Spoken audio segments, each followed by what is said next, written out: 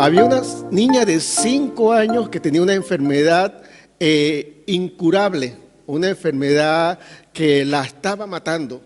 Y entonces, la única opción que tenía esa niña era que su hermanito, esa niña tenía 5 años, su hermanito, que era mellizo, donara sangre para que ella pudiese vivir, ya que el hermanito había tenido la misma enfermedad y había desarrollado los anticuerpos y estaban en su sangre. Así que esos anticuerpos en la sangre eran la única salida para que esta niña no muriese. Entonces el doctor le agarró al niño y le dijo: mira, necesito que tú me digas si estás dispuesto a donar tu sangre para que tu hermanita viva. Y el niño se quedó un rato serio pensando y dice: sí, voy a hacerlo. Bueno, el momento donde ellos estaban ya en el lugar de practicar eso, de la transfusión de la sangre, la niña estaba ya casi pálida, bastante demacrada, y entonces empezó el niño a donarle su sangre directamente, y en el proceso del tiempo se empezó a ver cómo la niña mejoraba. Y la niña ya recuperó el color, un poquito más la vitalidad, y el niño sonreía porque ya su hermanita se estaba recobrando la vida. Pero en un momento se pone serio y le pregunta al doctor: doctor, ¿y en qué momento me voy a morir yo? Esta anécdota impresionó tanto al doctor que lo puso en las redes sociales y lo compartió con mucha gente, y era cómo la ingenuidad de un niño nos mostraba el coraje que tenía, que aún que él pensaba que iba a morir, él daba su sangre.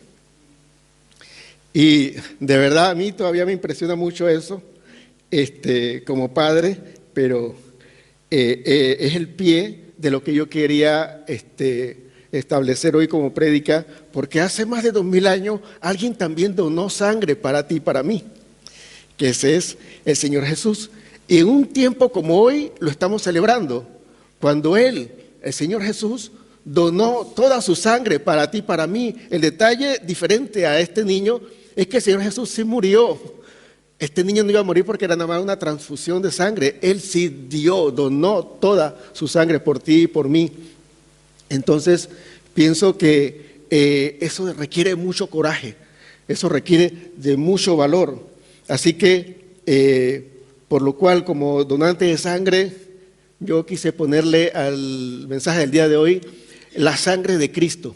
Ahora, este título también es prácticamente una frase que muchas de las personas cristianas repiten, pero en el día de hoy, como le puse a los miembros de la iglesia, vamos a desmentir, vamos a eliminar el mito y vamos a declarar la verdad acerca de lo que es la sangre de Cristo. En la Biblia la sangre es vida. Desde el principio, en Génesis, Dios le dijo a Caín que la sangre de su hermano Abel clamaba por venganza. La sangre de alguien que ya había muerto estaba como viva y clamando por venganza por lo que se le había hecho como injusticia. En Levíticos capítulo 17, del 10 al 11, Dios prohíbe a su pueblo comer sangre, porque en ella está la vida. En el Antiguo Testamento la sangre se tomó como algo especial o algo significativo en los servicios del santuario y los sacrificios. La sangre se tornó como algo sagrado. En el Antiguo Testamento, en los cultos del Antiguo Testamento a Dios, había que sacrificar a un cordero para la remisión de los pecados del pueblo, donde la sangre jugaba un papel muy importante que tenía que ser derramada en el altar. Hubo un momento donde también el pueblo de Israel, en el primer sacrificio que Moisés hizo, cuando subió al monte Sinaí, en el sacrificio la mitad de la sangre la vertió en el altar y la otra mitad la roció sobre todas las personas para que el perdón de sus pecados sea efectivo. Entonces, la sangre empezó a jugar un papel muy, muy importante en el pueblo de Israel, a manera de algo muy sagrado y algo que tenía que ver directamente con un pacto, una alianza, un acuerdo que Dios tenía con nosotros, los seres humanos, o en el caso de los israelitas, acerca de que lo único que podía eliminar tus pecados o tus culpas delante de Dios era ese sacrificio anual para que tú fueras absuelto de esas culpas. Entonces, Eso llevó al pueblo de Israel a tener muy en mente de que la sangre era muy importante y eso era simplemente irlo preparando para algo posterior. Pero mientras yo quiero hacer un paréntesis y decir algo muy interesante que me encontré en investigaciones cuando estaba preparando la prédica, y es que la sangre es la que se encarga de llevar oxígeno y nutrientes a todas las partes del cuerpo. Prácticamente la sangre es la que se encarga de que tengamos vida en cada parte de nuestros cuerpos. Ustedes saben que cuando una parte del cuerpo no llega a la sangre, ¿cómo es que? La palabra es se gangrena. O sea, cuando no le llega vida, simplemente se muere esa parte del cuerpo. Entonces, es importante que nosotros, como cuerpo de Cristo, tengamos vida en cada uno de nosotros, porque si Cristo no está en la vida de cada uno de nosotros, el que no le llega a la sangre, no le llega a la vida, se gangrena, o sea, se muere, se pudre. Entonces, podremos tenerlo en medio de nosotros como quien puede tener algo, un miembro gangrenado, y no es algo que simplemente lo cortaron. Bueno, se lo corta para que no se siga contaminando, pero podemos ser parte del cuerpo y estar gangrenado. Y se trata de que nosotros tengamos la vida de Cristo en nosotros por medio de su sangre. Recuerden que estamos hablando acerca de la sangre de Cristo. Esto es solamente la introducción.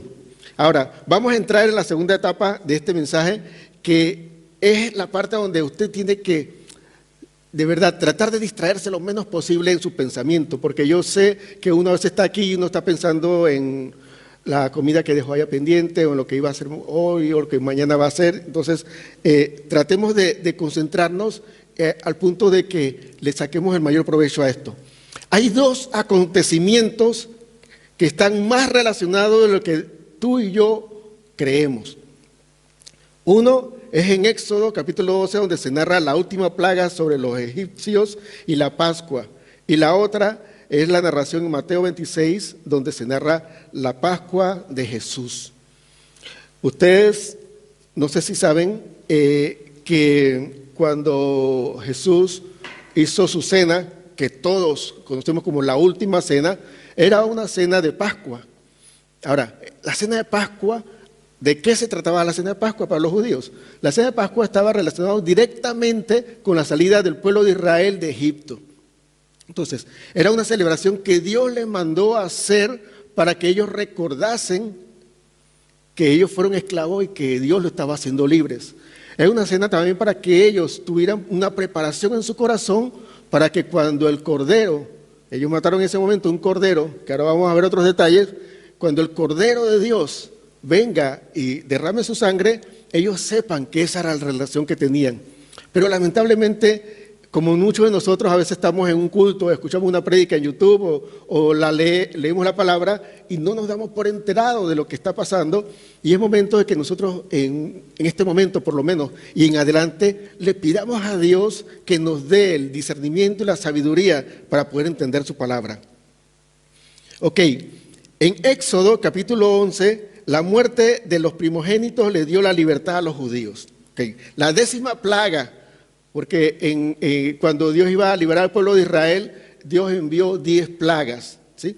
La 10ª plaga y la última plaga era la muerte de los primogénitos, ¿sí? Entonces, la muerte de los primogénitos fue lo que hizo ya que el faraón desistiera de su posición y que cediera a que el pueblo de Israel fuera libre. Así que la muerte del primogénito prácticamente es la que hizo libre al pueblo de Israel. Ahora, en Mateo, la muerte del primogénito hijo de Dios es la que dio la libertad al mundo. ¿Ven cómo está la relación? O sea, hubo una muerte de primogénitos en Éxodo, y en Mateo hubo una muerte de un primogénito. Y ambas muertes dieron como resultado libertad. En Éxodo, la sangre del cordero estaba puesta en el marco de la puerta para librar a los judíos del ángel de la muerte. Ustedes recuerdan que cuando Dios le mandó a los judíos a hacer la Pascua, dijeron, preparen el cordero y cómanlo juntos, y la sangre del cordero póngalos en el dintel de la puerta para que el ángel de la muerte que va a matar a los primogénitos no mate el primogénito de su casa. Ok, la muerte no hizo efecto en la vida de aquellos que tenían la sangre en el marco de su puerta. Y en Mateo, la sangre de Cristo, el Cordero de Dios, en el madero, libró de la muerte al mundo entero. Cómo hay cosas que están estrechamente relacionadas y directamente relacionadas. Un cordero, el Cordero de Dios, su sangre como señal para que la muerte no entre y su sangre como señal para librarnos a nosotros de la muerte. Ahora, ¿de qué muerte hablaba? No hablaba de una muerte natural. La muerte de la cual Cristo nos libró fue de la muerte espiritual. Porque la muerte espiritual es la que entró en nuestra vida por el pecado como consecuencia de nuestro pecado. Porque cuando alguien peca no queda muerto ahí. Cuando alguien peca, muere espiritualmente. Y uno sigue andando, sigue caminando, pero simplemente espiritualmente no tiene vida.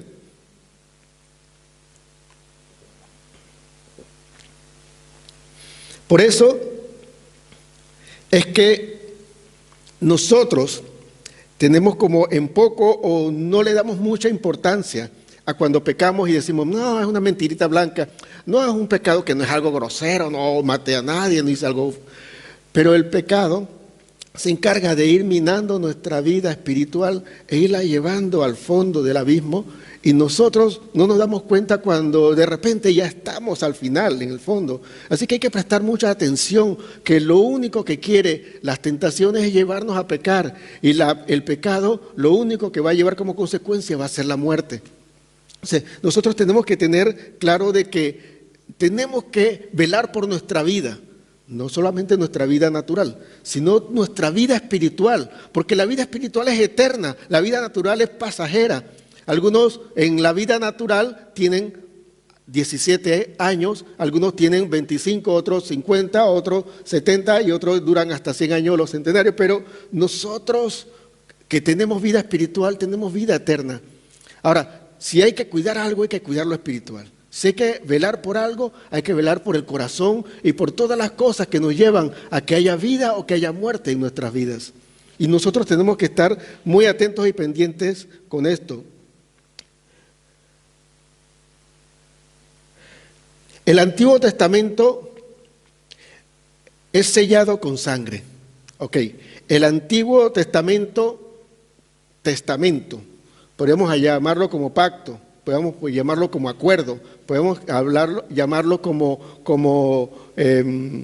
un acuerdo que Dios ha tenido con nosotros de que nosotros pecamos, pero si hacemos esto, entonces tendremos la absolución de nuestra culpa. Entonces, eso fue sellado con sangre, con la sangre de los corderos que eran sacrificados en el altar del santuario. En el Nuevo Testamento, el acuerdo, el pacto es sellado también con sangre, pero es con la sangre de Cristo. ¿Por qué con la sangre de Cristo nuestro acuerdo o nuestro pacto, nuestra relación con Dios tiene eternidad y con la sangre de los corderos en el Antiguo Testamento había que hacerla una vez al año? Porque Dios es eterno, porque la sangre vertida en el Calvario fue del eterno Dios, no fue de un cordero que tenía el tiempo de vida que tiene un cordero en el planeta Tierra, era de la sangre del Eterno. Entonces, ese sello, esa sangre fue lo que firmó el acuerdo nuevo, la nueva alianza entre Dios y nosotros. Ahora, es muy importante que vayamos entendiendo todos estos detalles porque vamos a llegar a la parte del mito y tenemos que tener esto como base. Cuando Jesús oraba en el Getsemaní, esa sangre que derramó como gotas fueron por ti. Cuando Jesús fue azotado, toda esa sangre fue por ti y fue por mí. Cuando Jesús fue coronado de espinas, esa sangre fue por ti y fue por mí. Cuando Jesús fue clavado en la cruz, esa sangre fue por ti y fue por mí. Y cuando Jesús fue traspasado en su costado, esa sangre fue por ti y fue por mí. No creamos que nada más la sangre de Jesús se virtió en el Calvario. Desde el Getsemaní se vino virtiendo la sangre de Cristo por ti y para mí. Para cada uno de nosotros fue derramada esa sangre. Yo no sé si nosotros podemos darnos cuenta de la magnitud de esto. Es que no fue como algunas personas, cuando tú le preguntas, de estas preguntas que son horribles, ¿no? ¿Cómo tú preferirías morir y cómo no te gustaría nunca morir? La mayoría de la gente no le gustaría morir lentamente. La mayoría de la gente le gustaría morir rápido, de repente a poco. A algunos les gustaría morir dormidos, que amanece en el cielo, ¿no? O despierta en el cielo. Pero la muerte de Jesús no fue en el Calvario. La muerte de Jesús vino del de Getsemaní. Desde el Getsemaní Él vino muriendo, vino renunciando a su vida y a sus deseos. Dice, si es posible, pasa de mí esta copa sin que yo la beba. Si es posible este cáliz, este trago amargo, que yo no lo beba, pero que se haga tu voluntad, Padre. Porque tu voluntad es mejor y es perfecta. Me duele, me va a doler, va a ser horroroso, va a ser espantoso. ¿Cómo quedar en vergüenza? Porque realmente Él no murió con un pañito aquí, Él murió totalmente desnudo porque esa era parte de la tortura que había con la cruz. Entonces, Él murió totalmente desfigurado, desgarrado, y si se pone usted a pensar simplemente, si usted aguantaría los 39 latigazos, que cada látigo tenía 3 puntas, 3 extremos, no tenían metales y huesos que rasgaban la piel. Si usted se pone a pensar simplemente, después de haber sido abofeteado, y cuando, bueno, los hombres que tienen barba, yo nada más tengo aquí, pero lo que es que te arranquen la barba, lo que es que te golpeen con una vara, y después de estar con todo ese estrés, que te pongan una corona de espinas donde se te clave en la sien, ¿ya? Eso es espantoso. O sea, y eso era apenas empezando los dolores de lo que venía. Si bien es cierto que Jesús cargó simplemente con la madera vertical, no con la cruz entera, según la tradición de la tortura esta, no deja de ser pesado. No deja de ser pesado pasar todo ese camino hasta allá arriba llevando ese madero pesado después de haber sido golpeado, después de haber sido azotado con látigos, después de haber sido clavado en la sien con estas coronas de espina, después de haber sufrido todo esto, llevarse todo esto.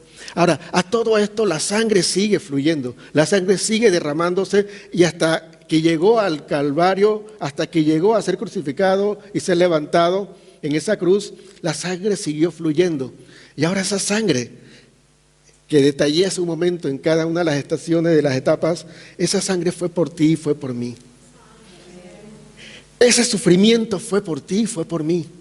Nosotros no podemos darnos el lujo de menospreciar esa sangre. Nosotros no podemos darnos el lujo de ignorarla siquiera.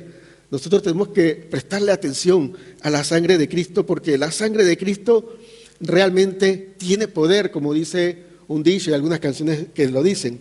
Pero el poder de la sangre de Jesús radica en que tú estabas muerto y Él te dio vida. Ese es el poder. El milagro más grande que hay en el mundo y el planeta entero no es ni siquiera que Lázaro, o un muerto como Lázaro, como el hijo de la viuda o como la hija de Jairo, resuciten. El milagro más grande es que tú y yo, siendo pecadores que merecemos el ser condenados, Dios nos ame y Dios nos dé oportunidad tras oportunidad, y que su amor esté fluyendo como fluía su sangre. Ese es el mayor milagro. No es que alguien esté endemoniado y sea libre de demonios. No es alguien que estaba enfermo y sea libre de la enfermedad. No es alguien que tenga un problema financiero y tenga la solución, la respuesta de parte de Dios en esa parte. No es alguien que tenga un problema familiar y se resuelvan. El problema más grande, o el milagro más grande, el milagro más grande es que tú y yo no merecemos la salvación ni el amor de Dios, y aún así Él nos ama. Y ha muerto por ti y por mí para salvarnos de la muerte.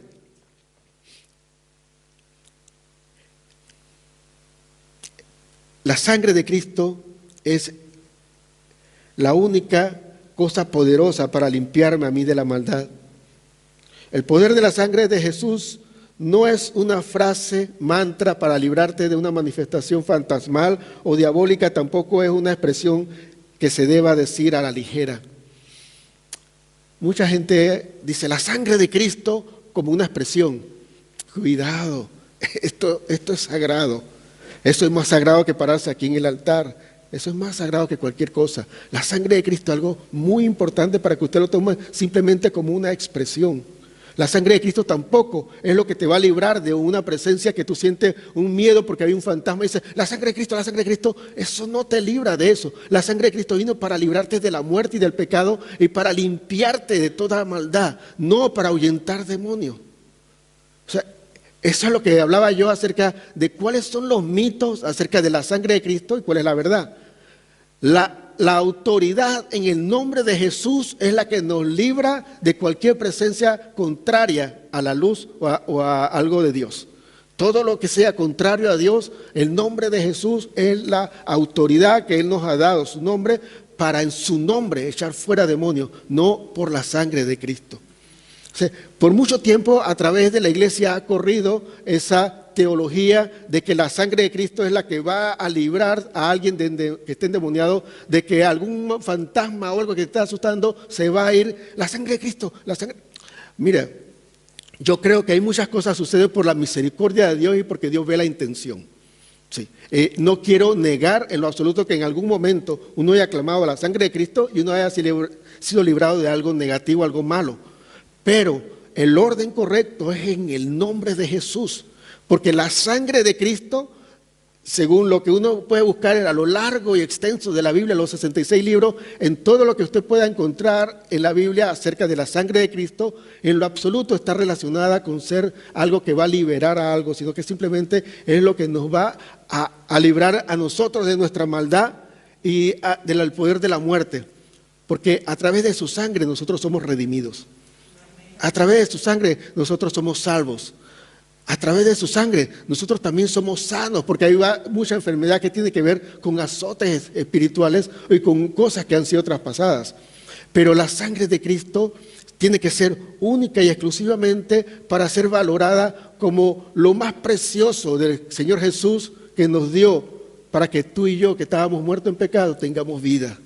Porque Él en su vida nos dio la sangre.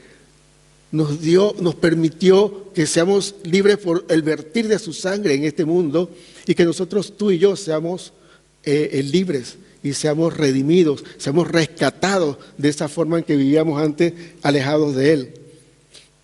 Así que ese es un detalle que quería yo aclarar, muy importante para que nosotros tengamos la claridad y el discernimiento. Jesús vino a este mundo para morir.